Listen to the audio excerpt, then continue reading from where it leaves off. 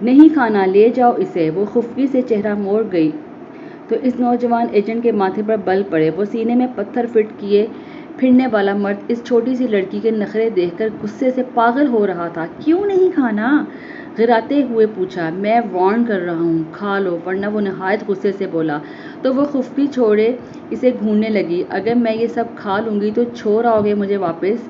اس کے سوال پر راحم نے سر ہاں میں ہلایا۔ وہ سکون سے کھانے کے بعد اس کے قریب آتی واپس جانے کا کہنے لگی، مگر جب یاد آیا کہ اس کی چچی نے خود اسے کوٹھے پر بیچ دیا تھا تو پھوٹ پھوٹ کر رونے لگی۔ گندی اس کی ناک دیکھ کر وہ بری طرح جھنجھلایا، مگر اسے خاموش نہ ہوتے ہوئے اگلے ہی پل وہ دھارا۔ چپ، بالکل چپ۔ وہ سہم کر پیچھے ہٹنے ہی والی تھی کہ اچانک باہر کی گلی میں گاڑیوں کی بریک لگنے کی تیز آواز آئی اور راحم نے بجلی کی تیزی سے اپنی ویسٹ پہ چھپا پسٹل نکال لیا۔ راحم نے ایک مضبوط ہاتھ سے گلولی کا منہ بند کیا اور اسے کھینچ کر الماری کے پیچھے بنے ایک خفیہ کیبن میں دھکیل دیا جہاں گپ اندھیرا تھا، کیونکہ وہ اچھی طرح جانتے تھے کہ باہر کون لوگ آئے ہیں اور ان کا مقصد کیا ہے۔ یہاں تک پہنچنا راحم کے لیے ایک کڑا امتحان بن چکا تھا، کیونکہ اس کے انڈر کور مشن اب اس معصوم لڑکی کی وجہ سے داؤ پر لگ چکا تھا، جس کی چچی نے چند پیسوں کی خاطر اپنی سگی بھتیجی کا سودا کر دیا تھا۔ مگر اس نیٹ ورک کا سراغ لگاتے لگاتے راحم خود اس دلدل میں اتر آیا تھا جہاں ایک غلط قدم کا مطلب صرف موت تھا اور کچھ نہیں۔ گلالئی کی سسکیاں راحم کی جیکٹ کے اندر دب کر رہ گئیں، جبکہ اس کی بڑی بڑی خوفزدہ آنکھیں اندھیرے میں راحم کا چہرہ دیکھنے کی ناکام کوشش کر رہی تھیں۔ وہ اس غصے اور تناؤ کی وجہ سے سرخ ہو چکا تھا۔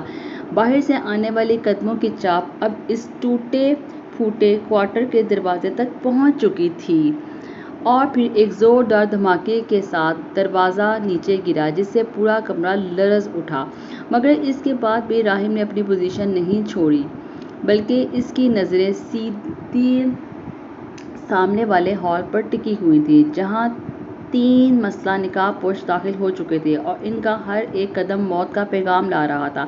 راحم جانتا تھا کہ گلالئی کو اس کے چچا کے گھر سے غائب کرنا ان لوگوں کے لیے ایک بڑا جھٹکا تھا، کیونکہ وہ کوئی عام لڑکی نہیں تھی، بلکہ اس کے پاس اپنے مرحوم والد کی وہ خفیہ ڈائری تھی جس کا ذکر راحم نے ایجنسی کے ریکارڈ میں بھی موجود تھا۔ مگر گلالئی اس حقیقت سے بالکل بے خبر تھی اور اس کی معصومیت کے پیچھے کتنے گہرے اور خونی راز دفن ہیں جس کی تلاش میں آدھی دنیا کے کرائم مافیا کے لوگ پاگل ہو رہے ہیں، اور اس کا سامنا اس وقت راحم جیسے سخت مزاج اور ڈیوٹی کے پکے ایجنٹ سے تھا جو جذباتی ہونا جانتا ہی نہیں تھا۔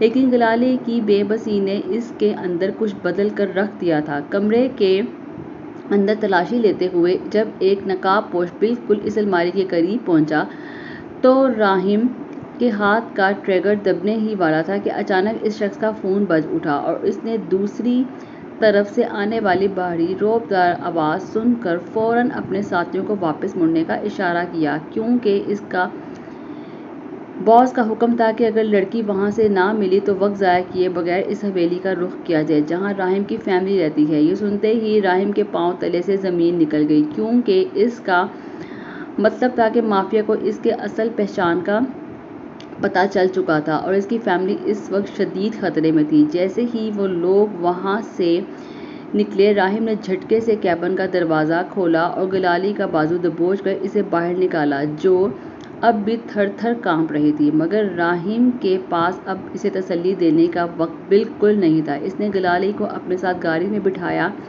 اور اگلے ہی پل طوفانی رفتار سے شہر کے مین ہائی وے کی طرف بڑھ گیا جہاں بارش کا پہلا قطرہ گرتے ہوئے موسم شدید خراب ہونے لگا تھا اور گلالئی نے خوف کے مارے راحم کی جانب دیکھتے اس کے بازو کو اپنی گرفت میں لیا۔ اسے لگ رہا تھا کہ اگر اس نے یہ سہارا چھوڑا تو وہ ہمیشہ کے لیے اس اندھیرے میں کود جائے گی۔ اور رات کے آخری پہر میں جب راحم اپنی شاہی حویلی کے عقبی راستے سے گلالئی کو لے کر داخل ہوا تو وہاں کا سناٹا دیکھ کر اس کے دل کی دھڑکن مزید تیز ہوئی، کیونکہ حویلی کے مرکزی ہال کے دروازے کھلے ہوئے تھے اور اندر لائٹس بند تھیں۔ راحم نے گلالئی کو ایک پلر کے پیچھے کھڑا کیا اور خود پسٹل تان کر جیسے ہی ہال میں داخل ہوا تو سامنے کا منظر دیکھ کر اس کے جسم کا خون منجمد ہو گیا، کیونکہ وہاں اس کا پورا خاندان لاؤنج میں صوفے پر خاموش بیٹھا تھا اور ان کے سامنے صوفے پر ایک شخص پیٹھ کیے بیٹھا تھا جس کے ہاتھ میں راہم کے والد کی خاندانی پستول تھی، اور اس نے مڑ کر جیسے ہی راہم کی طرف دیکھا تو اس کے چہرے کی مسکراہٹ نے راہم کے اندر تک ہلا کر رکھ دیا، کیونکہ وہ کوئی اور نہیں بلکہ خود مافیا کا باس تھا جس کا چہرہ آج تک کسی نے نہیں دیکھا تھا، اور اس نے گلالے کی طرف اشارہ کرتے ہوئے کچھ ایسا کہا تھا جس نے راہم کے ہوش اڑا دیے تھے۔ Welcome home راہم Khan. اس شخص نے اپنی مردہ اور سرد مسکراہٹ کے ساتھ راہم کی طرف دیکھا تو حویلی کے در و دیوار میں ایک خوفناک خاموشی پھیل گئی۔ راہم کے والد اور فیملی کے باقی لوگ خوف سے ساکت بیٹھے تھے، جبکہ راہم کی مٹھیاں اس حد تک بھیج چکی تھیں اور اس کے ناخن دباؤ کی وجہ سے سفید پڑ رہے تھے۔ وہ شخص جس کا نام سکندر تھا اور جسے پوری انڈر ورلڈ میں ایک بے رحم مافیا باس کے نام سے جانا جاتا تھا، اس وقت راہم کے سامنے اتنے پرسکون انداز میں بیٹھا تھا جیسے وہ کوئی عام مہمان ہو، لیکن اس کی آنکھوں میں چھپی درندگی کچھ اور ہی کہانی سنا رہی تھی۔ تم نے کیا سوچا تھا راہم، کہ تم ایک معمولی ایجنٹ بن کر میرے اتنے بڑے نیٹ ورک کو ہلا دو گے اور مجھے کانوں کان خبر نہیں ہوگی؟ سکندر نے آہستہ سے صوفے کے پشت سے ٹیک لگائی اور اپنی گن کا رخ راہم کے والد کی طرف کر دیا، جس پر راہم کا سانس حلق میں اٹک گیا، لیکن اس کا دماغ اس کرے وقت میں بھی بجلی کی تیزی سے کام کر رہا تھا۔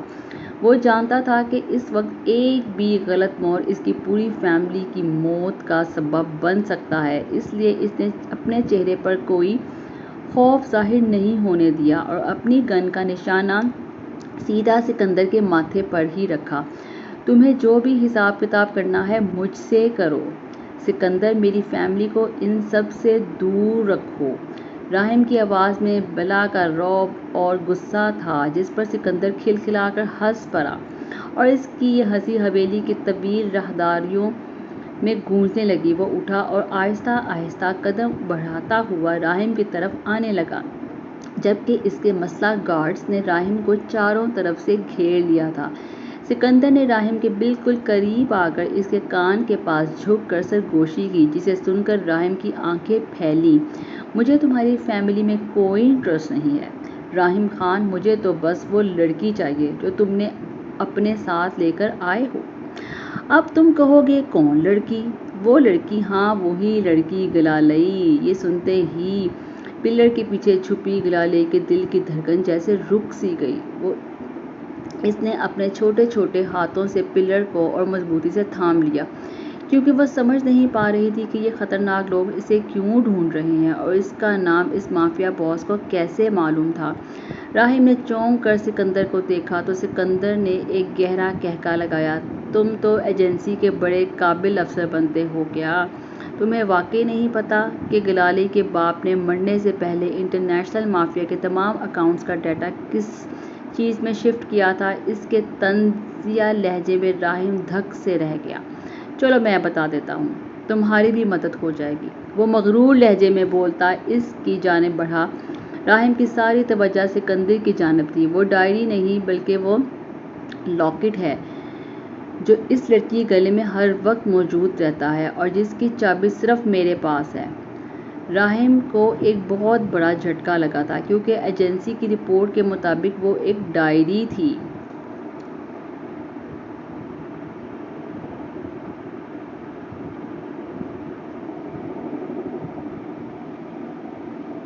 لیکن اصل حقیقت تو کچھ اور ہی تھی۔ گلالئی کے گلے میں موجود وہ پیتل کا پرانا لاکٹ، جس پر ایک عجیب سا ڈیزائن بنا ہوا تھا، اصل میں کروڑوں ڈالرز اور مافیا کے سارے کالے کرتوتوں کا لاکٹ تھا۔ سکندر نے اپنے گارڈز کو اشارہ کیا کہ لڑکی کو ڈھونڈ کر لاؤ، لیکن جیسے ہی گارڈز پلر کی طرف بڑھے، راہم نے ایک سیکنڈ کا بھی وقت ضائع نہیں کیا اور ہال کا مین سوئچ بورڈ جو اس کے بالکل پاس تھا، اس پر زوردار کک مارے، جس نے پوری حویلی یکدم گپ اندھیرے میں ڈوب گئی۔ اندھیرا ہوتے ہی حویلی میں گولیوں کی دھڑا دھڑ شروع ہو گئی۔ راہم نے اندھیرے کا فائدہ اٹھاتے ہی بجلی کی تیزی سے گلالئی کا ہاتھ پکڑا، جو خوف سے چیخنے ہی والی تھی کہ راہم نے اس کے منہ پر ہاتھ رکھ کر اسے حویلی کے خفیہ تہہ خانے کی طرف کھینچا، جو صرف راہم اور اس کے والد کے علم میں تھا۔ وہاں پہنچ کر راہم نے گلالے کو اندر دھکیلا اور خود دروازہ بند کرنے لگا تو گلالے نے روتے ہوئے اس کے بازو پکڑتے اس کی جانب دیکھا۔ منت کرنا، مجھے یہاں پر اکیلا مت چھوڑو راہم، وہ لوگ مجھے مار دیں گے۔ مگر راہم نے اس کے ہاتھ جھٹکے سے الگ کیا اور اس کی آنکھوں میں دیکھ کر نہایت سرد لیکن پختہ لہجے میں بولا، اگر اپنی جان پیاری ہے تو یہاں سے مت ہلنا۔ میں اپنی فیملی کو ان کے رحم و کرم پر نہیں چھوڑ سکتا۔ اس کے لہجے میں موجود سرد پن محسوس کرتی وہ اگلے ہی پل میں خاموش ہو گئی، جبکہ راہم نے تہہ خانے کا بھاری لوہے کا دروازہ باہر سے لاک کیا اور دوبارہ اندھیرے کا فائدہ اٹھاتے ہوئے اوپر ہال کی طرف بھاگا، جہاں فائرنگ کی آوازیں اب تھم چکی تھیں۔ جیسے ہی وہ ہال کے قریب پہنچا تو وہاں کی ایمرجنسی لائٹس آن ہو چکی تھیں اور سامنے کا منظر دیکھ کر راہم کے پاؤں تلے سے زمین نکل گئی، کیونکہ ہال بالکل خالی تھا۔ نہ وہاں سکندر تھا، نہ اس کے گارڈز اور نہ ہی راہم کی فیملی صوفوں پر موجود تھی۔ وہاں صرف فرش پر خون کے تازہ دھبے تھے اور دیوار پر خون سے ایک بڑا سا کراس کا نشان بنا ہوا تھا، جس کا مطلب صاف ظاہر تھا کہ بازی اب الٹ چکی ہے۔ اس کا دماغ سن ہو چکا تھا۔ اتنی جلدی وہ لوگ اس کی پوری فیملی کو کہاں لے کر جا سکتے ہیں؟ وہ ابھی اس شش و پند میں تھا کہ اچانک اس کے موبائل پر ایک ان نون نمبر سے ویڈیو کال آئی۔ اس کا دل دھک سے رہ گیا۔ نہ چاہتے ہوئے بھی راہم نے کانپتے ہاتھوں سے کال اٹینڈ کی تو اسکرین پر سکندر کا چہرہ نمودار ہوا، جو کسی نامعلوم فیکٹری کے اندر موجود تھا، جبکہ اس کے پیچھے راہم کی فیملی کو رسیوں سے باندھ کر ایک ایسے لوہے کے کنٹینر کے اوپر لٹکایا گیا تھا جس کے نیچے کھولتا ہوا کیمیکل موجود تھا۔ تمہارے پاس صرف 2 گھنٹے ہیں راہم خان، یا تو لڑکی اور لاکٹ میرے حوالے کر دو یا پھر اپنی فیملی کا لائیو تماشا دیکھو، اور یاد رکھنا اگر پولیس یا ایجنسی کو شامل کیا تو کنٹینر کا بٹن اسی وقت دب جائے گا۔ اس نے دل جلاتے لہجے میں مسکراتے ہوئے کہہ کر کال کٹ کر دی۔ راہم کا دل پھٹا کر رہ گیا۔ اس وقت وہ زندگی کے سب سے بڑے امتحان میں پھنس چکا تھا۔ ایک طرف اس کی اپنی فیملی تھی اور دوسری طرف وہ معصوم لڑکی جس کی حفاظت کا اس نے خود سے وعدہ کیا تھا۔ وہ بھاگتا ہوا واپس تہہ خانے کی طرف گیا اور جیسے ہی اس نے دروازہ کھولا تو اندر کا منظر دیکھ کر اس کے ہوش اڑ گئے، کیونکہ گلالی وہاں موجود نہیں تھی، بلکہ تہہ خانے کی عقبی کھڑکی ٹوٹی ہوئی تھی، جبکہ وہاں نیچے فرش پر گلالی کا وہ قیمتی لاکٹ ٹوٹا ہوا پڑا ہوا تھا، جس کا مطلب تھا کہ کوئی تھا جو اس سے بھی ایک اور قدم آگے تھا۔ وہ جو کوئی بھی تھا گلالی کو اغوا کر کے لے جا چکا تھا۔ اس نے فرش پر پڑا وہ ٹوٹا ہوا لاکٹ اٹھایا اور اس کا پورا وجود غصے اور آگ میں جلنے لگا، کیونکہ تہہ خانے کا یہ خفیہ راستہ صرف اور صرف راہم کی فیملی کے علم میں تھا، جس کا مطلب صاف تھا کہ حویلی کے اندر ہی کوئی ایسا آستین کا سانپ موجود تھا جس نے سکندر کے ساتھ مل کر یہ پوری گیم کھیلی تھی۔ اس نے لاکٹ کو اپنی جیب میں ڈالا اور کھڑکی سے باہر چھلانگ لگاتے ارد گرد کا جائزہ لیا، اور اس کی نگاہ زمین کی طرف پڑی جہاں مٹی پر کسی گاڑی کے ٹائروں کے تازہ نشانات موجود تھے جو حویلی کے پچھلے جنگل کی طرف جا رہے تھے۔ اس کے پاس وقت بہت کم تھا، کیونکہ سکندر کا دیا ہوا 2 گھنٹے کا ٹائم تیزی سے ختم ہو رہا تھا اور اس کی فیملی کی زندگی ایک ایک سیکنڈ کے ساتھ موت کے قریب ہو رہی تھی۔ راہم نے اپنی گاڑی کے بجائے بائیک سٹارٹ کی اور بغیر لائٹس آن کیے جنگل کے کچے راستے پر بائیک طوفانی رفتار سے دوڑانے لگا۔ بارش اب تھم چکی تھی، لیکن رات کا اندھیرا اور دھند اتنی شدید تھی کہ سامنے دکھنا ناممکن تھا۔ راہم کا دماغ اس وقت گلالی کے بارے میں سوچ رہا تھا، وہ معصوم لڑکی جس نے ابھی زندگی دیکھی ہی نہیں تھی، وہ اس وقت کس حال میں ہوگی اور اغوا کار اسے کہاں لے کر جا رہے ہوں گے۔ ساری سوچیں اس کو جھنجھوڑ رہی تھیں۔ ابھی وہ کچھ دور ہی گیا تھا کہ اسے جنگل کے بیچوں بیچ ایک پرانی اور لاوارث گاڑی کھڑی دکھائی دی جس کا دروازہ کھلا ہوا تھا۔ راہم نے فوراً بائیک روکی اور پسٹل تان کر گاڑی کے قریب پہنچا، مگر اندر کا منظر دیکھ کر اس کے ماتھے پر بل پڑے تھے، کیونکہ گاڑی کے اندر سکندر کے 2 گارڈز مردہ حالت میں پڑے تھے اور ان کے سینے پر گولیوں کے نشانات تھے، یعنی گلالی کو سکندر کے بندے نہیں بلکہ کوئی اور ہی اٹھا کر لے گیا تھا جو سکندر کا بھی دشمن تھا۔ حالات تھے کہ بگڑتے ہی جا رہے تھے۔ راہم نے ان گارڈز کی تلاشی لی تو ایک کے پاس سے ایک واکی ٹاکی ملا جس پر کسی کی مسلسل آواز آ رہی تھی کہ الفا 2 کیا تم نے لڑکی کو ریسکیو کر لیا ہے؟ باس ہائی وے پر تمہارا ویٹ کر رہے ہیں۔ مقابل کی آواز سن کر وہ دھک سے رہ گیا۔ وہ سمجھ گیا تھا کہ یہ لوگ کوئی اور نہیں بلکہ ایجنسی کے اندر کے ہی کوئی ہائی پروفائل افسر ہیں جو سکندر کے خلاف اس مشن کو اپنے ذاتی فائدے کے لیے استعمال کر رہے ہیں اور گلالئی کا لاکٹ حاصل کر کے خود اربوں پتی بننا چاہتے ہیں۔ اس نے لوکیشن ٹریس کرنے کی کوشش کی تو اس کے سامنے شو ہونے والی لوکیشن اسی فیکٹری کے بالکل پاس تھی جہاں سکندر نے راہم کی فیملی کو قید کر رکھا تھا۔ یعنی دونوں شکاری ایک ہی جگہ پر جمع ہونے والے تھے اور راہم کو اب ایک ہی تیر سے 2 شکار کرنے تھے۔ اس نے آج تک بہت مشن کمپلیٹ کیے تھے مگر اس کی زندگی کا سب سے خطرناک مشن اب شروع ہونے والا تھا۔ اس نے ٹائم دیکھا تو صرف 40 منٹ باقی تھے۔ اس نے ایجنسی کے ایک غدار آفیسر کی گاڑی کی چابی اٹھائی اور اگلے ہی پل وہاں سے نکلتا چلا گیا۔ جیسے ہی وہ ہائی وے کے پاس اس ویران کیمیکل فیکٹری کے قریب پہنچا تو وہاں کا ماحول بالکل شمشان گھاٹ جیسا تھا۔ راہم نے گاڑی دور ہی روک دی اور پیدل رینگتے ہوئے فیکٹری کی پچھلی دیوار کی طرف بڑھا جہاں ایک لوہے کا بڑا گیٹ ادھ کھلا تھا۔ راہم نے جیسے ہی اندر جھانکا تو دیکھا کہ گلالئی کو ایک کرسی سے باندھ کر ہال کے بیچوں بیچ رکھا گیا تھا اور اس کے سامنے کوئی اور نہیں بلکہ راہم کا اپنا ہی سینئر آفیسر جاوید کھڑا تھا جس کے ساتھ میں وہ گلالئی کا وہ قیمتی لاکٹ تھا۔ اس کے ہاتھ میں وہ گلالئی کا قیمتی لاکٹ تھا جو اس نے حویلی سے چرایا تھا مگر اسے یہ نہیں معلوم تھا کہ اصلی لاکٹ تو راہم کی جیب میں ہے اور یہ صرف ایک ڈمی تھی۔ جاوید نے گلالئی کے چہرے سے نقاب ہٹایا اور گراتے ہوئے پوچھا کہ اس لاکٹ کی چابی کہاں ہے لڑکی، ورنہ میں تمہارا وہ اشر کروں گا کہ تم موت کی دعائیں مانگو گی۔ گلالئی خوف سے بری طرح رو رہی تھی اور بار بار راہم کا نام لے رہی تھی کہ راہم مجھے بچا لو، کیونکہ اسے یقین تھا کہ وہ سخت مزاج ایجنٹ اسے اس جہنم سے ضرور نکالے گا۔ راہم نے پوزیشن سنبھالی اور جیسے ہی جاوید پر نشانہ باندھنے لگا تو اچانک فیکٹری کا مین دروازہ ٹوٹ کر گرا اور سکندر اپنے 20 سے زائد مسلح بندیوں کے ساتھ اندر داخل ہوا جس سے جاوید کے ہوش اڑ گئے۔ سکندر نے ہنستے ہوئے جاوید کی طرف دیکھا۔ جاوید صاحب، آپ نے کیا سوچا تھا کہ ایجنسی کی وردی پہن کر آپ میرے مال پر قبضہ کر لیں گے؟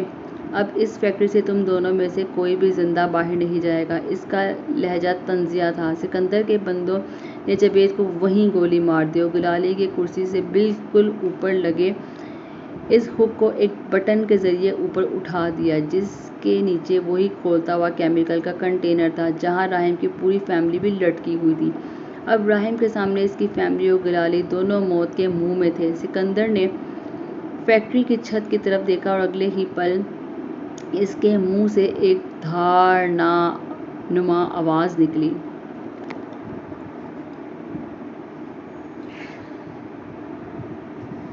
مجھے معلوم ہے راہم خان، تم یہیں کہیں چھپے ہو۔ اب باہر آ جاؤ ورنہ میں ایک ہی ساتھ یہ سارے بٹن دبا دوں گا اور تمہاری دنیا ہمیشہ کے لیے اجڑ جائے گی۔ اس کی آواز میں موجود قہر محسوس کرتے ہی راہم نے گہری سانس بھری۔ اس کے پاس اب صرف 10 سیکنڈ تھے کوئی فیصلہ کرنے کے لیے مگر اسے سمجھ نہیں آ رہا تھا کہ وہ کیا کرے۔ راہم نے فیکٹری کے چھت کے لوہے کے پایوں کو پیچھے چھپ کر دیکھا تھا اور اس کی آنکھوں میں خون اتر آیا۔ ایک طرف اس کے بوڑھے والدین اور فیملی تھی اور دوسری طرف وہ معصوم گلالئی جو آنکھیں بند کیے مسلسل خدا کو پکار رہی تھی۔ سکندر کا ہاتھ اس ریموٹ کنٹرول پر تھا جس کا ایک بٹن ان سب کو ہمیشہ کے لیے اس کھولتے ہوئے کیمیکل کے ٹینک میں گرا سکتا تھا۔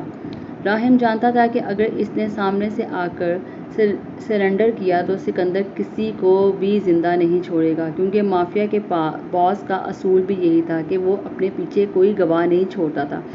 اس لیے راہم نے اپنے جذبات کو سائیڈ پر رکھا اور اپنے اندر کے پروفیشنل ایجنٹ کو جگانے دیا۔ میں یہاں ہوں سکندر، راہم کی گرجدہ آواز پوری فیکٹری میں گونجی تو سکندر نے چونک کر اوپر دیکھا لیکن اس سے پہلے کہ سکندر کے گارڈز اوپر کی طرف پسٹل تانے، راہم نے فیکٹری کے چھت پر لٹکے بھاری لوہے کے چینل کا لاک اپنی گن کی گولی سے اڑا دیا۔ وہ وزنی لوہے کا اینگل سیدھا سکندر کے 3 گارڈز کے اوپر گرا جس سے فیکٹری میں چیخ و پکار مچ گئی اور اسی افراتفری کا فائدہ اٹھاتے ہوئے راہم نے چھت سے نیچے لٹکتی رسی کے ذریعے ہال کے بیچوں بیچ چھلانگ لگا دی۔ اس کی لینڈنگ اتنی زبردست تھی کہ اس نے گرتے ہی سکندر کے 2 اور بندوں کو ڈھیر کر دیا۔ فیکٹری گولیوں کی تڑتڑاہٹ سے گونج اٹھی تھی۔ راہم نے ایک ہاتھ سے فائرنگ جاری رکھی اور دوسرے ہاتھ سے رینگتے ہوئے اس مین کنٹرول پینل کی طرف بڑھنے لگا جہاں سے اس کنٹینر کو کنٹرول کیا جا رہا تھا۔ سکندر نے غصے سے پاگل ہو کر خود گن اٹھائی اور راہم پر فائرنگ شروع کر دی۔ ایک گولی راہم کے بازو کو چھوتی ہوئی نکل گئی جس سے خون کا فوارہ چھوٹ پڑا لیکن راہم نے اف تک نہیں کی۔ وہ بنا لڑکھڑائے اپنی پوزیشن پر ڈٹا رہا تھا۔ گلالئی نے جیسے ہی راہم کو زخمی حالت میں دیکھا تو وہ اپنے سارے خوف بھول کر چیخ اٹھی، راہم یہاں سے بھاگ جاؤ، یہ لوگ تمہیں مار دیں گے۔ اس نے روتے ہوئے منت کی تھی مگر راہم نے اس کی طرف دیکھا بھی نہیں تھا۔ جانتا تھا دیکھ لے گا تو ضبط کھو دے گا۔ میں نے تمہیں بچانے کا وعدہ کیا تھا گلالئی، اور راہم خان اپنے وعدے سے پیچھے نہیں ہٹتا۔ راہم نے زخمی بازو کے باوجود چھلانگ لگا کر کنٹرول پینل کا وہ مین لیور کھینچ دیا جہاں سے راہم کی فیملی والا کنٹینر آہستہ آہستہ محفوظ زمین کی طرف آنے لگا۔ لیکن جیسے ہی وہ گلالئی کا بٹن دبانے لگا، سکندر نے ایک زوردار کک مار کر راہم کو کنٹرول پینل سے دور پھینک دیا۔ راہم کا پسٹل اس کے ہاتھ سے چھوٹ کر دور جا گرا تھا۔ اس موقع کا فائدہ اٹھاتے ہی سکندر نے اپنی گن کا نشانہ سیدھا راہم کے سینے پر تان لیا۔ سکندر کے چہرے پر ایک وحشیانہ مسکراہٹ تھی۔ کھیل ختم راہم خان، تم نے اپنی فیملی کو تو بچا لیا لیکن اس لڑکی کو میرے ہاتھ سے اب کوئی نہیں بچا سکتا کیونکہ اس کے گلے کا لاکٹ اب میرا ہے۔ سکندر نے جیسے ہی اپنی جیب سے وہ لاکٹ نکالا جو جاوید نے گلالئی سے چھینا تھا تو راہم نے فرش پر پڑے ایک گہرا کہکا لگایا جس پر سکندر بری طرح جھنجھلا گیا۔ وہ اسے مارنے والا تھا اور یہ ہنس رہا تھا۔ راہم نے اپنی جیب سے وہ اصل لاکٹ نکالا جو چمک رہا تھا۔ سکندر کی آنکھیں پھیل گئیں۔ تم جیسے گھٹیا مافیا باس کو بیوقوف بنانا میرے بائیں ہاتھ کا کھیل ہے۔ جو لاکٹ تمہارے ہاتھ میں ہے وہ صرف ایک ڈمی ہے جس پر بارود فٹ ہے اور اس کا ریموٹ اس وقت ایجنسی کے ہیڈ کوارٹر کے پاس ہے۔ وہ ہنستے ہوئے بولا تو اس کی بات سنتے ہی سکندر کے ہوش اڑ گئے۔ اس نے خوف کے مارے وہ لاکٹ دور پھینک دیا لیکن تب تک بہت دیر ہو چکی تھی جب اسی دوران فیکٹری کے پچھلی دیوار ایک زوردار دھماکے کی آواز آئی اور ایجنسی کی اسپیشل فورس اندر داخل ہو گئی کیونکہ راہم نے فیکٹری میں داخل ہونے سے پہلے ہی اپنی لوکیشن ہیڈ کوارٹر بھیج دی تھی۔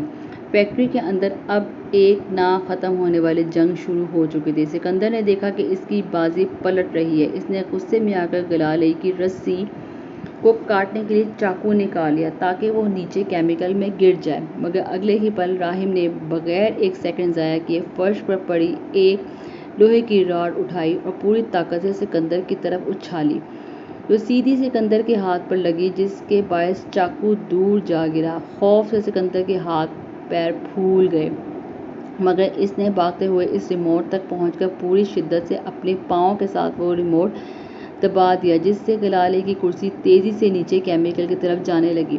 یہ منظر وہاں پر ہر شخص کی چیخیں بلند کر گیا تھا جبکہ راہم نے دھڑکتے دل سے اس کی جانب دیکھتے اسے بچانے کے لیے اس کھولتے ہوئے ٹینک کی طرف دوڑ لگا دی۔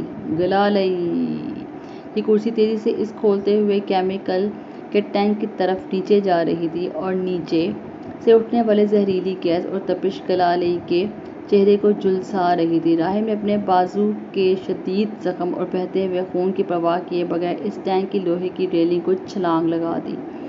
اس کا ہاتھ ریلنگ پر تھا اور دوسرا ہاتھ اس نے پوری طاقت لگا کر اس لوہے کی چین کو پکڑ لیا جس سے گلالئی کی کرسی بندھی ہوئی تھی۔ زنجیر کی رگڑ سے راہم کی ہتھیلی کی جلد پھٹ گئی اور خون لوہے کی پائپ پر ٹپکنے لگا لیکن اس نے اپنی گرفت ڈھیلی نہیں کی۔ راہم خان مجھے چھوڑ دو اور اپنی فیملی کو لے جا کر یہاں سے بھاگ جاؤ۔ میں تمہاری کوئی نہیں ہوں، پلیز خود کو خطرے میں مت ڈالو۔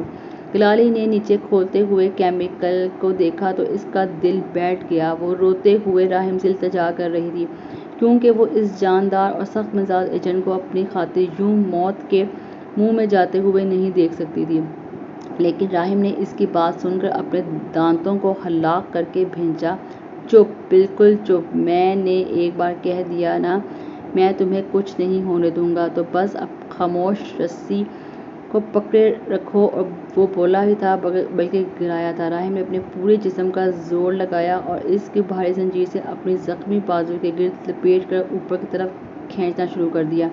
ایجنسی کے کمانڈر نے اس وقت تک سکندر کے باقی گارڈز کو چاروں طرف سے گھیر لیا تھا اور راہم کے والد نے اپنے خاندان کو محفوظ کرتے ہی بھاگ کر اس مشین کا دوسرا ہینڈل گھما دیا، جس سے گلالے کی کرسی بالآخر ٹینک کے دہانے سے ہٹ کر محفوظ فرش پر آ گری۔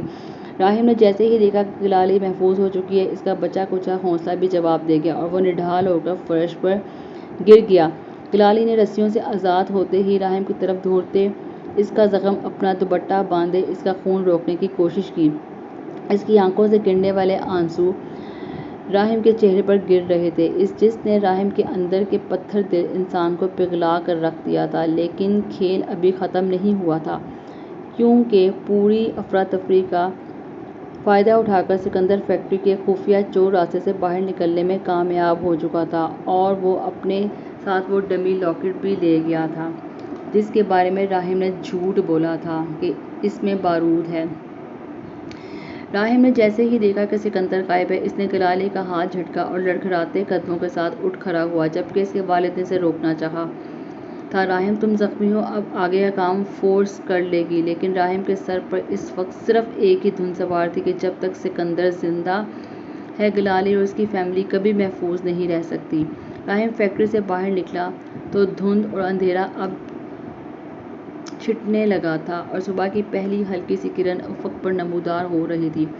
دور ہائی وے پر ایک بلیک رنگ کی ایس یو وی گاڑی تیز رفتار سے بھاگتی ہوئی دکھائی دی۔ راہم نے جاوید کی وہی پرانی گاڑی سٹارٹ کی، اس کا پیچھا شروع کر دیا۔ گاڑی کے سپیڈ میٹر کی سوئی آخری حدوں کو چھو رہی تھی۔ راہم کا پیچھا اتنا خطرناک تھا کہ سکندر کی گاڑی کے ٹائر ہائی وے کے موڑ پر چیخ اٹھتے تھے۔ سکندر نے شیشے میں دیکھا کہ راہم ابھی بھی اس کے پیچھے ہے تو اس نے غصے سے گاڑی کی ونڈو نیچے کی اور پیچھے کی طرف فائرنگ شروع کر دی، جس سے راہم کی گاڑی کا فرنٹ شیشہ چکنا چور ہو گیا۔ راہم نے اپنی گاڑی کا توازن برقرار رکھا اور ایک زوردار ہٹ سکندر کی گاڑی کے پچھلے حصے پر ماری،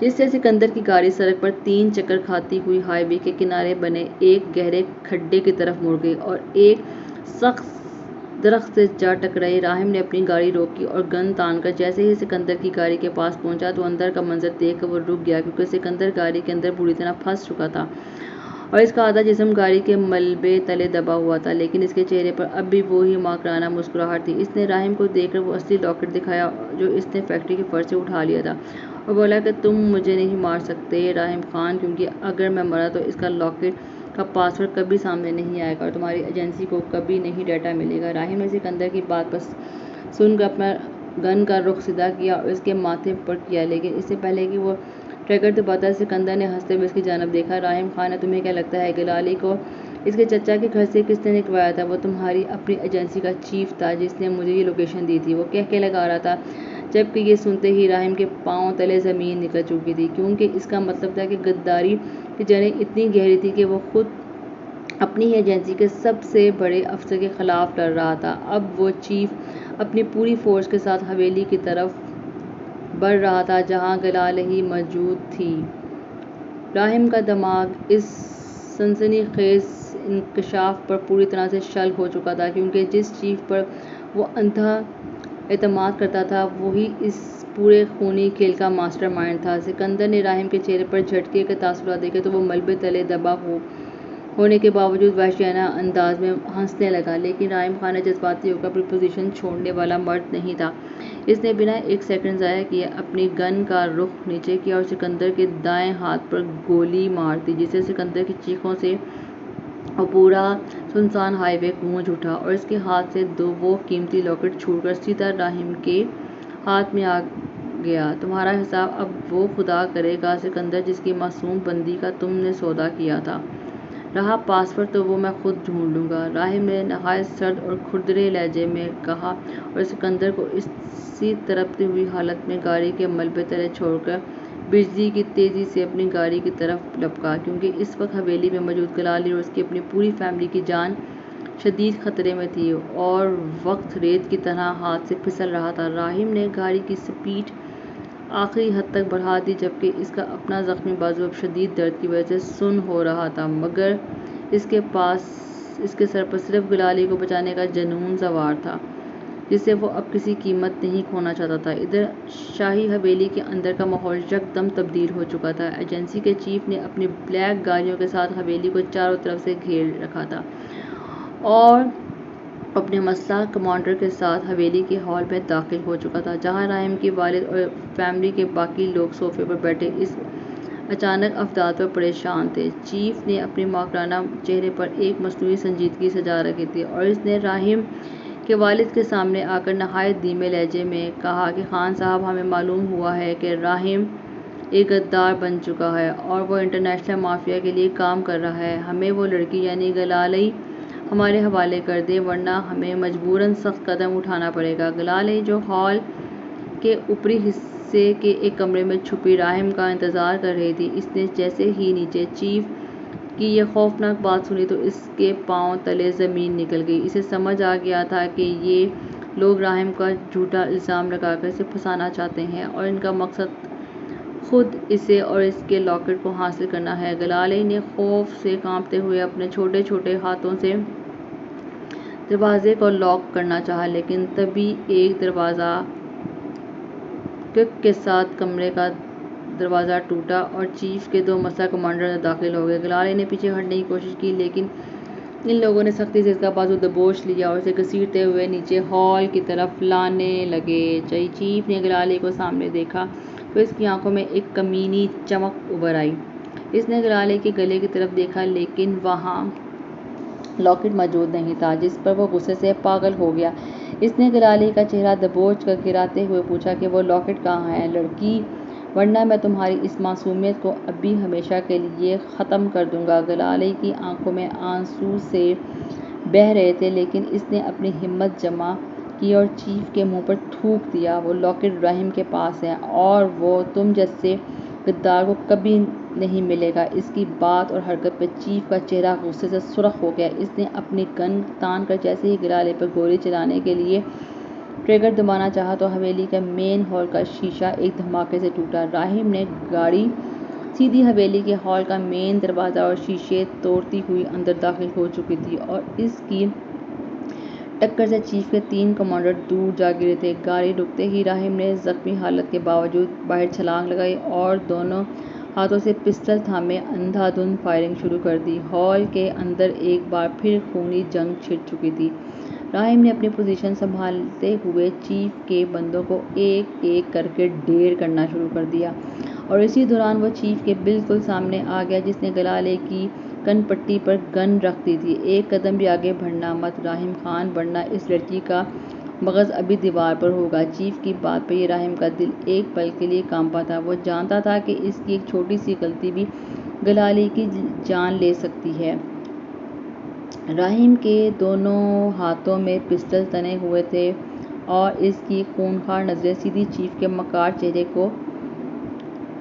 پر ٹکی ہوئی تھیں، جو گلالئی کو اپنے آگے ڈھال بنائے کھڑا تھا۔ گلالئی کی کن پٹی پر لگی گن کی ٹھنڈک اس کے پورے وجود کو خوف کی لہر میں دوڑا رہی تھی، لیکن راہم کا چہرہ اس وقت کسی سنگ مرمر کی طرح سخت اور تاثرات سے عاری تھا۔ وہ جانتا تھا کہ چیف ایک منجے ہوئے ایجنٹ کی طرح راہم کے اگلے قدم کا انتظار کر رہا ہے اور یہاں جذباتی ہونا گلالئی کی موت کا پروانہ بن سکتا ہے۔ حویلی کے ہال میں صرف راہم کے زخم سے گرنے والے خون کے قطروں کی آواز آ رہی تھی۔ اپنی گنز نیچے پھینک دو راہم خان، ورنہ میں کاؤنٹ ڈاؤن شروع کر رہا ہوں اور 3 تک پہنچنے سے پہلے یہ لڑکی اس دنیا میں نہیں ہوگی۔ چیف نے گراتے ہوئے اپنی گرفت گلالئی کے بالوں پر اور مضبوط کر دی، جس پر گلالئی کے منہ سے ایک دبی ہوئی چیخ نکل گئی۔ راہم نے گلالئی کی آنکھوں میں دیکھا، جہاں خوف کے ساتھ راہم کے لیے ایک عجیب سا یقین اور التجا تھی۔ راہم نے ایک گہرا سانس لیا اور آہستہ سے اپنی دونوں گنز فرش پر گرا دی، جس سے گرنے کی آواز ہال کے سناٹے میں صاف سنائی دی۔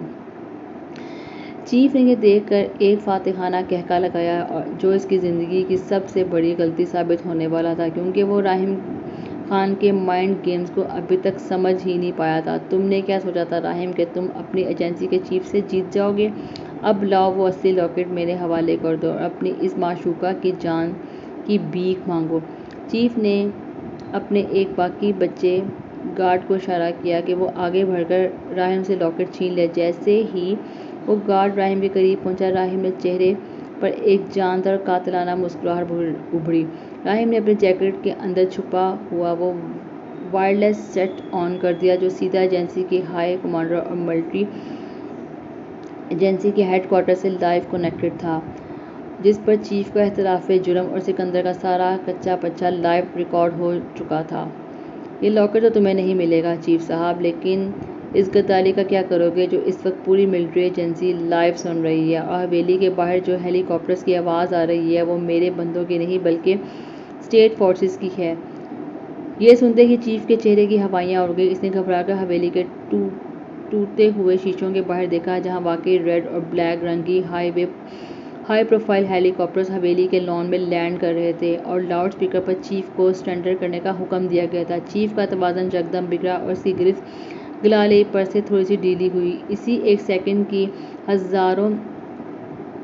ہزارویں حصے میں راہم نے بجلی کی تیزی دکھائی۔ اس نے نیچے جھک کر فرش پر پڑی اپنی گن اٹھائی اور بغیر نشانہ کیے پرفیکٹ شاٹ چیف کے اس ہاتھ پر مارا جس میں گن تھی۔ گولی لگتے ہی چیف کی گن دور جا گری اور وہ درد سے چلاتا ہوا پیچھے ہٹا۔ گلالے نے موقع پاتے ہی چیف کے چنگل سے خود کو چھڑایا اور سیدھی آ کر راہم کے سینے سے لگ گئی۔ راہم نے اپنے مضبوط بائیں ہاتھ سے اسے حصار میں لیا جبکہ اس کی گن کا رخ اب بھی چیف کے ماتھے پر تھا۔ چیف فرش پر تڑپ رہا تھا اور باہر سے اسپیشل فورسز کے کمانڈر ہال کے اندر داخل ہو رہے تھے جنہوں نے آتے ہی چیف کو دبوچ لیا۔ کھیل اب پوری طرح ختم ہو چکا تھا۔ غدار چیف اپنے انجام کو پہنچ رہا تھا، لیکن جیسے ہی وہ فورسز کے ہیڈ نے راہم کے ہاتھ میں وہ اصلی لاکر دیکھا تو راہم نے سیلوٹ کیا اور بولا کہ ویل ڈن راہم خان، تم نے ملک کو سب سے بڑے مافیا نیٹ ورک اور اس غدار کو بے نقاب کر دیا ہے۔ اب یہ لاکر ہمارے حوالے کر دو تاکہ ہم اس کا پاس ورڈ ڈیٹیکٹ کروا سکیں۔ راہم نے لاکر کی طرف دیکھا اور پھر گلالے کی طرف دیکھا جس کی زندگی کا ہر ایک راز اس لاکر سے جڑا ہوا تھا۔ راہم نے لاکر فورسز کے حوالے کیا، لیکن اچانک سے جب لاکر کو مشین میں ڈالتے ہی اسکرین کے ایک میسج فلیش ہوا اور اس کا فائنل پاس ورڈ کوئی کوڈ نہیں بلکہ گلالے کے فنگر پرنٹس ہیں۔ یعنی اس کا مطلب تھا کہ مافیا کا باس جو ابھی باہر ہائی وے پر تڑپ رہا تھا وہ کسی بھی وقت گلالے کو دوبارہ نشانہ بنا سکتا تھا کیونکہ وہ بھی مرا نہیں تھا۔ جب اسکرین پر اس نے فلیش ہوا لاکر کا فائنل پاس ورڈ گلالے کے فنگر پرنٹس ہیں تو ہال میں ہر موجود شخص کے ہوش اڑ گئے کیونکہ اس کا مطلب صاف تھا کہ جب تک گلالے زندہ ہے انٹرنیشنل مافیا کا کوئی بندہ اسے حاصل کرنے کے لیے دوبارہ حملہ کر سکتا ہے۔ راہم نے ایک پل کے لیے گلالے کی طرف دیکھا جو معصومیت سے اسے دیکھ رہی تھی۔ راہم کی آنکھوں میں ایک عجیب سا عزم بھرا۔ اس نے فورسز کے ہیڈ سے مخاطب ہوئے اپنی آواز سپاٹ کی، ہمیں ابھی اسی وقت اس ہائی وے پر واپس جانا ہوگا کیونکہ وہ سکندر ابھی زندہ ہے اور جب تک وہ اس دنیا میں ہے گلالے کی زندگی پر موت کا سایہ منڈلاتا رہے گا۔ راہم نے ایجنسی کی ایک تیز رفتار گاڑی لی اور گلالے کو اپنے ساتھ بٹھا کر دوبارہ ہائی وے کی طرف طوفانی رفتار سے نکل پڑا جہاں سکندر گاڑی کے ملبے تلے دبا ہوا تھا۔ بارش اب بری طرح تھم چکی تھی اور سورج کی تیز روشنی دھند کو چیرتی ہوئی باہر نکل آئی تھی۔ جیسے ہی راہم کی گاڑی اسی حادثے والی جگہ پہنچی تو سامنے کا منظر دیکھ کر راہم نے زور سے بریک لگائی کیونکہ سکندر کی وہ تباہ شدہ گاڑی وہاں موجود تھی لیکن سکندر اس کے اندر نہیں تھا۔ فرش پر صرف خون کے نشانات تھے جو ہائی وے کے کنارے پر بنے ایک پرانے کچے گودام کی طرف جا رہے تھے۔ سکندر ملبے سے نکل کر وہاں چھپ چکا تھا اور اس کا بچا کچا نیٹ ورک ابھی بھی ایک آخری وار کرنے کے لیے تیار تھا۔ راہم نے گلالے کو گاڑی کے اندر ہی رہنے کا اشارہ کیا اور اپنی گن تان کر جیسے ہی وہ اس ویران گودام کے منڈلانے دروازے کی طرف بڑھا تو اچانک اندر سے سکندر کی وہ جانے پہچانی بھاری اور مکرانہ آواز گونجی کہ اندر مت آنا راہم ورنہ میں اس پورے گودام کو بارود سے اڑا دوں گا۔ میرے بندے یہاں پہنچ چکے ہیں، اگر وہ لڑکی مجھے نہ ملی تو میں خود بھی ختم کر لوں گا اور اس لاکر کا پاس ورڈ بھی ہمیشہ کے لیے مٹی میں مل جائے گا۔ راہم نے دروازے کی اور سے دیکھا تو سکندر ایک لوہے کے ڈرم پر بیٹھا تھا اور اس کا پورا جسم خون سے لت پت تھا اور اس کے دائیں ہاتھ میں ایک ریموٹ کنٹرول تھا جو گودام میں لگے ڈائمنڈ کے کنٹینر تھا۔ راہم نے بنا کوئی خوف دکھائے قدم آگے بڑھایا، تمہارا چیف گرفتار ہو چکا ہے اور تمہارا مافیا نیٹ ورک اس وقت اسٹیٹ فورسز کے نشانے پر ہے، تم ہار چکے ہو۔ اس نے کچھ جتانا چاہا تھا۔ سکندر نے ایک دیوانہ وار کہکا لگایا، میں تب تک نہیں ہار سکتا جب تک وہ لڑکی میرے پاس نہیں آتی، اور جیسے ہی ریموٹ کا بٹن دبانے لگا گلالے گاڑی کا دروازہ کھول کر خود گودام کے اندر داخل ہو گئی تھی۔ راہم نے چونک کر پیچھے دیکھا، گلالے کی آنکھوں میں اب کوئی خوف نہیں تھا بلکہ ایک عجیب سی جرأت تھی۔ اس نے سکندر کی طرف دیکھا، تمہیں میرے فنگر پرنٹ چاہیے نا سکندر؟ تو لے لو، میں خود یہاں آ گئی ہوں، لیکن میرے پاس آنے سے پہلے تمہیں راہم خان کا سامنا کرنا ہوگا۔ سکندر کی نظریں جیسے ہی گلالے پہ پڑی، اس نے مکار آنکھیں چمک اٹھی۔ اس نے ریموٹ والا ہاتھ تھوڑا سا ڈھیلا کیا، اور یہی وہ آخری غلطی تھی جس کا راہم کو انتظار تھا۔ راہم نے اپنی زندگی کا سب سے بہترین اور پرفیکٹ شاٹ کھیلا، اور اگلے ہی پل اس نے بنا وقت ضائع کیے سیدھی گولی سکندر کے اس ہاتھ پہ ماری جس میں ریموٹ تھا۔ گولی لگتے ہی ریموٹ دور جا گرا، اور اسی پل راہم نے آگے بڑھ کر ایک زوردار کک سکندر کے سینے پر ماری، جس سے وہ پیچھے بنے ایک گہرے کیمیکل کے پرانے کنٹینر کی طرف گرا اور توازن کھل کر سیدھا نیچے جا گرا جہاں تیزاب کا پرانا اسٹاک موجود تھا۔ سکندر کی ایک آخری دردناک چیخ پورے گودام میں گونجی، اور انٹرنیشنل مافیا کا وہ بے رحم باس اپنے ہی بچھائے ہوئے جال میں گر کر ہمیشہ کے لیے عبرت کا نشانہ بن گیا۔ گودام کے اندر اب بالکل خاموشی تھی۔ مافیا کا باس مر چکا تھا، اور غدار چیف جیل کی سلاخوں کے پیچھے جا چکا تھا۔ راہم نے مڑ کر گلالے کی طرف دیکھا، جو اب سکون کا سانس لے رہی تھی۔ راہم آہستہ آہستہ قدم بڑھاتا ہوا اس کے قریب آیا تو اس کے چہرے پر پہلی ایک بار نرم اور دلکش مسکراہٹ ابھری۔ اس نے گلالے کا ہاتھ اپنے مضبوط ہاتھ میں تھام لیا، اور نہایت محبت اور جاندار لہجے میں اس نے مخاطب ہوا، اب تمہیں زندگی میں کبھی کسی سے ڈرنے کی ضرورت نہیں ہے گلالے، کیونکہ اب اس ایجنٹ کی پوری زندگی تمہاری حفاظت کے لیے وقف ہو چکی ہے۔ اس کے لہجے میں سکون تھا، عقیدت تھی، جبکہ گلالے نے مسکرا کر راہم کی طرف دیکھا۔ یہ شخص نہ جانے کس نیکی کا صلہ تھا۔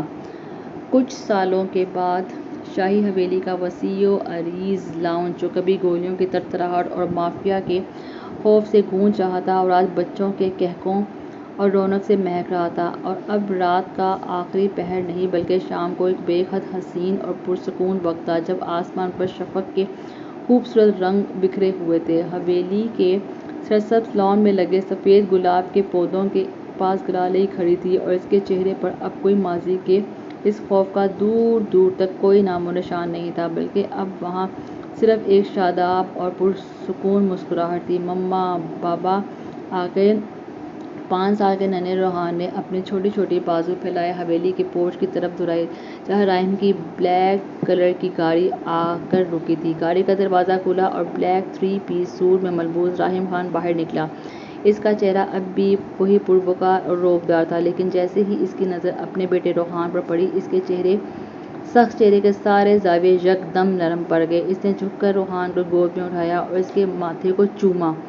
راہم خان اب ایجنسی کے اعلیٰ ترین عہدے پر فائز ہو چکا تھا، لیکن حویلی کے دروازے پر قدم رکھتے ہی وہ صرف ایک محبت کرنے والا شوہر اور ایک شفیق باپ تھا۔ راہم نے روحان کو گود میں لیے گلالے کی طرف قدم بڑھائے، اور ہاتھ میں چائے کا مگ لیے محبت بھری نظروں سے اپنی اس جاندار محافظ کو دیکھ رہی تھی، جس نے ایک دن اس کی جان بچانے کے لیے اپنی جان داؤ پر لگائی تھی۔ آج پھر لیٹ ہو گئے آپ راہم، گلالے نے خفگی کا ایک چھوٹا سا ڈرامہ کرتے ہوئے اپنا چہرہ دوسری طرف موڑا، اور راہم کے ماتھے پر غصے کے بل نہیں پڑے بلکہ اس کے لبوں پر ایک نہایت دلکش اور گہری مسکراہٹ ابھر آئی، اور اس نے روحان کو نیچے اتارا اور گلالے کے بالکل قریب آتے ہوئے اس کا ہاتھ اپنی اسی مضبوط ہاتھ میں لیا جو کبھی اس کے لیے کائنات کا سب سے محفوظ سہارا بنا تھا، اور اس کی آنکھوں میں دیکھنے لگا، مجھے تم سے دیر تک دور رکھنے کی ہمت اور دنیا کے کسی مافیا میں نہیں ہے گلالے، بس افسر اعلیٰ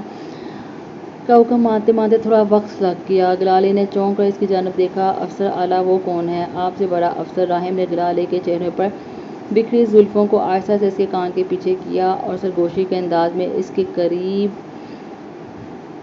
جھکا۔ وہ اعلیٰ افسر اس وقت میرے بالکل سامنے کھڑی ہے، جس کی ایک مسکراہٹ کے سامنے راہم خان اپنی پوری دنیا ہار جاتا ہے۔ اس کے دلفریب لہجے پہ اگلے ہی پل گلالے کا چہرہ خوشی سے دمک اٹھا۔ وہ حیا سے سرخ پرتی اس کے سینے سے جا لگی، جہاں اب صرف سکون اور محبت کی دھڑکنیں تھیں، اور یوں ہی ان کی محبت کا کبھی ختم نہ ہونے والا ایک نیا سفر ختم ہو چکا تھا۔ شکریہ، پلیز میرے چینل کو سبسکرائب کر دیں، آپ سے التجا ہے۔